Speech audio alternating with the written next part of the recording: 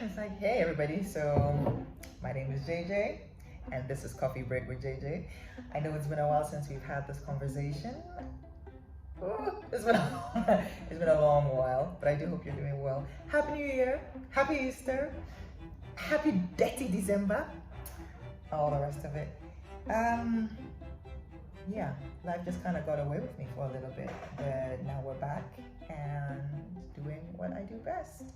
And yes, we have something to talk about today. And that thing we're going to talk about is something that I saw it last year. I was confused about it.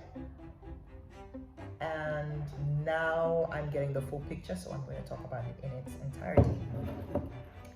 So sometime last year, or late last year or early this year, I saw a tweet and it went something like this, that if Media General does not take real swift action or pay very close attention to Captain Smart and what he says on TV and on radio, it is going to result in a lot of trouble for them as a company and as a brand. And my immediate thought when I read that tweet, I remember my immediate thought was, hasn't this man been arrested? Like, wasn't he arrested for something? Was he freed and I didn't hear about it? Or maybe that was my immediate thought. And then later, the story starts coming out in bits and pieces. Because, I used to work in media, so I have some friends. And, it comes up like, what is going on with Captain Smart? And apparently, this man used his platform to besmirch the reputations of women sports journalists. That they went to the World Cup, they were having sex with the players, and that's why the players didn't do well. This is what he said on air. Now, the annoying, frustrating, if you have very dark humor, kind of amusing part about the thing that he said was, one of the most prolific women sports journalists works at the franchise that he works with. I'm talking about Juliet Baywa. Now, I don't know where you watched the World Cup. I watched it mostly on TV3, and listen, let me tell you something. That team kicked all the ass, all of it. Their coverage before World Cup, during World Cup, pre-match, post-match, everything. Juliet and her team killed it, finished. It was glorious. Later, we all know she won Sports Journalist of the Year from Ghana Journalists Association, right? SWAG, the Sports Writers Association of Ghana, also awarded her as their best journalist. Apart from that, and this I got just by Googling her name, she is a Ballon d'Or member for the women's category. She's a member and part of the voting jury. She is also part of the BBC Women's Footballer of the Year committee. She's a member and voting jury. CAF African Footballer of the Year. She's a member and voting jury. And 442 Awards, she's a member and voting jury. This, as we say, she is not a small girl. She has paid her dues in the industry.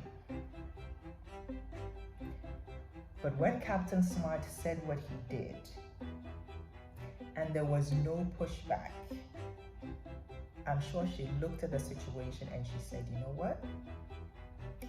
This is not a safe environment for me. This is not where I can grow. And she resigned. And I was heartbroken, but I understood. Because a woman with that caliber, with that reputation, with that brand of excellence, for her and journalists like her to be spoken about and referred to in such an offensive manner by a male colleague journalist, and you're all under the same franchise, and that franchise doesn't speak up, that franchise doesn't say anything. Jayjay said nothing. Swag said nothing. You even put the sports associations aside. Fellow male journalists said nothing. Nobody from top hierarchy to lowest came out publicly to say, you can't talk about women's sports journalists like this. This is wrong. I am reading the commentary on Twitter. People saying, you guys got to check this man. It's becoming ridiculous. And apparently he's released another, more highly inflammatory, misogynistic, sexist, disgusting video. I listened to like the first 10 seconds. He started talking about Miss Ghana and I said, forget it. Not today. Not get thee behind me, Satan. My peace of mind is worth more than that. I can't listen to. There are certain levels of toxicity I refuse to allow into my space. I just won't do it. But knowing who he is, I know it's a terrible thing that he said. But it's not just terrible what he said, it's the fact that he still has a platform. How does a man like this still have a platform? Why is no... Media General is one of the oldest private media houses in Ghana. It's a bastion of excellence in Ghana. It doesn't matter who. We talk about journalism, journalists, media production. Media General, that is one of the best, if not the best, depending on what criteria you're using. And so for a man like that, to say the things that he says on a platform that huge, and it's met with silence,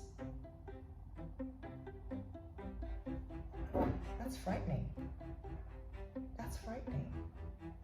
So all the work we are doing, feminists, gender activists, allies, people who care about improving standards in the media, all that work that has been done and that we are doing, is it for naught? We are trying to make media a safe space for women to grow and thrive. And then there's this gentleman who has this platform and nothing is said or done about him. Nothing.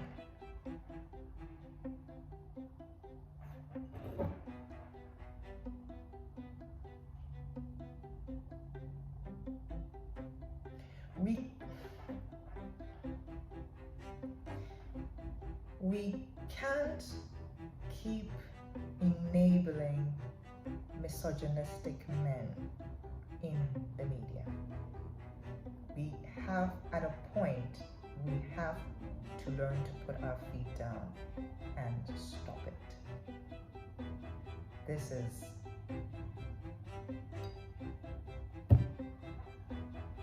all the words, unacceptable, disgraceful, unfortunate, disrespectful. There is not, child. And it's not just about Miss Bewa leaving Media General. It is about, what does this mean? What is the message being sent to other women who want to be sports journalists in Ghana? If we cannot speak and demand that the right thing is done for a woman of the stature of Juliet Bewa, then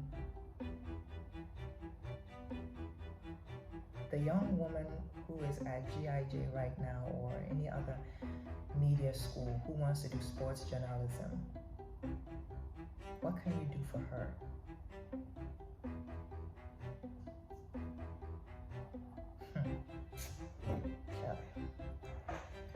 Well, this is Coffee Break. My name is JJ. Click like, subscribe if you're enjoying the content. I'll be back next week. Definitely. Next week, Friday, we'll do this again. Life may catch up with me, but I'll always make time to have a cuppa with you. Cheers.